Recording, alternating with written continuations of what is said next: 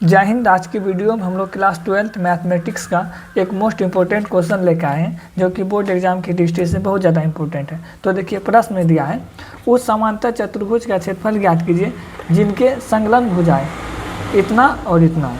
तो देखिए यहाँ पे दिया क्या है, सबसे पहले हम यहाँ पे लिख लेते दिया क्या है, vector a equal to 3i plus j और -2k, और दिया वेक्टर बी इक्वल टू कितना, i cap -3j cap plus 4k cap, यही दिया। और बोल रहा है समांतर चतुर्भुज का क्षेत्रफल निकालने के लिए हम लोग फॉर्मूला जानते हैं, तो हम यहाँ पर लिख लेते हैं फ्रॉम फॉर्मूला। समांतर चतुर्भुज का फॉर्मूला होता है समांतर चतुर्भुज का क्षेत्रफल। समांतर चतुर्भुज के क्षेत्रफल का फॉर्मूला होता है मापांक vector A cross vector B, यही होता है। तो इसको सॉल्व करने के लिए सबसे पहले हमको vector A cross vector B निकालना होगा। तो सबसे पहले हम vector A cross vector B निकाल लेते हैं। तो यहाँ पर हो जाएगा vector A cross vector B. कैसे निकालते हैं, अगर कहीं पर क्रॉस के चिन्ह मिल जाए तो वहाँ पर हम लोग सामने का प्रयोग करते हैं। तो सबसे पहले यहाँ पर हो जाएगा आई कैप जे कैप और यहाँ पे के कैप। उसके बाद देखिए वेक्टर ए का मान कितना है, आई की गुणांक कितना 3, तो यहाँ पे 3 हो जाएगा। फिर जे की गुणांक कितना, कुछ नहीं तो 1, तो यहाँ पर हो जाएगा 1। उसके बाद के की गुणांक कितना 2, तो यहाँ पर हो जाएगा 2। -2 है तो यहाँ पर -2 होगा।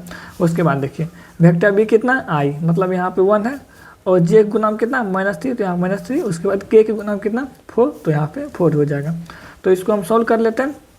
तो देखिए यहाँ पर आई लेंगे, आई को अगर लेंगे तो ई और ई टोटल कैंसिल, तो यहाँ पर हो जाएगा कितना 1 -3 और -2 और यहाँ पे 4।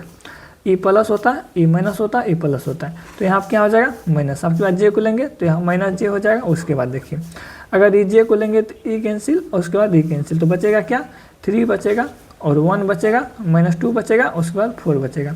उसके बाद आप के को लेंगे तो देखिए यहाँ पर हो जाएगा प्लस के कैप। तो देखिए यहाँ पर कितना हो जाएगा, अगर के को लेंगे तो ई कैंसिल और ई कैंसिल, तो यहाँ पर हो जाएगा 3 1 1 -3। अब इसको आगे सोल्व कर लेते हैं। तो यहाँ पर हो जाएगा आई कैप। अब इसको सोल्व कर लेते हैं, तो 4 × 1 करेंगे तो यहाँ पे 4, तो यहाँ पे -2 कितना, यहाँ पे -6 हो जाएगा, -3 -2 कितना, यहाँ पे -6 हो जाएगा।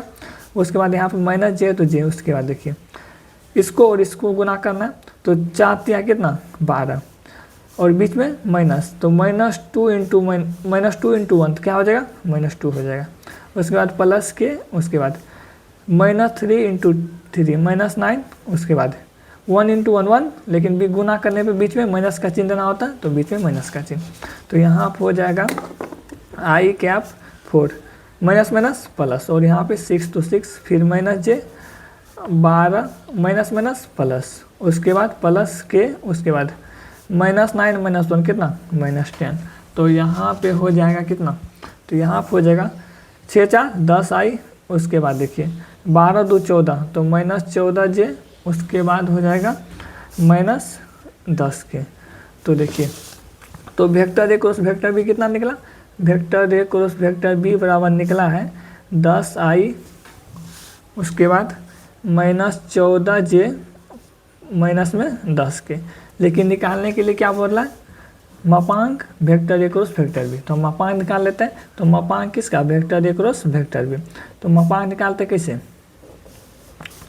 आई के गुणांक कितना 10, तो यहाँ पर हो जाएगा 10 का होल स्क्वायर, प्लस जे के गुणांक कितना -14, तो यहाँ पे -14 का होल स्क्वायर, प्लस के गुणांक कितना -10, तो यहाँ -10 का होल स्क्वायर हो जाएगा। तो उसके बाद देखिए यहाँ पे हो जाएगा 10 का होल स्क्वायर कितना 100 होता है। उसके बाद 14 का होल स्क्वायर कीजिएगा तो कितना 196 होता है, प्लस 10 का होल स्क्वायर 100 होता है। अब ये सबको जोड़ लीजिए, 100 100 200 300 कितना 396 हो रहा है। तो अब इसका हम लोग गुणनखंड तोड़ लेते हैं।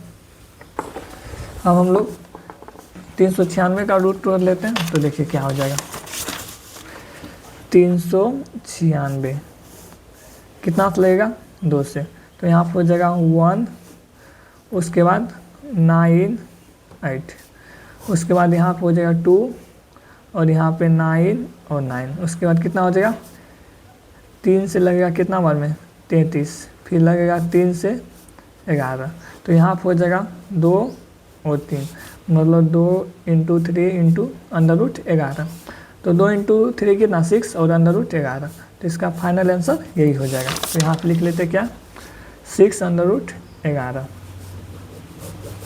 इसका फाइनल आंसर यही हो जाएगा।